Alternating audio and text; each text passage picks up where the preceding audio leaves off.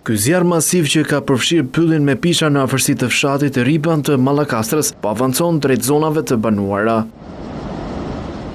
Nisur nga kjo, forcat e policisë kanë evakuuar 15 familje, baktit dhe kafshët e tyre shtëpiake. Për shkak të erës së fortë, Valltra ka marrë për masa të mëdha. Flakët janë përhapur me shpejtësi dhe kanë përfshirë kurorat e pishave. Forca zjarrfikse të Patosit, Roskovecit, Mallakastrës, Alpetrolit e Beratit janë duke punuar për të penguar avancimin drejt banesave. Për shkak të terrenit, ndërhyrja e shërbimeve zjarrfikse dhe emergjencave civile ka qenë i vështirë, ndaj rreth mesditës është aktivizuar edhe një helikopter.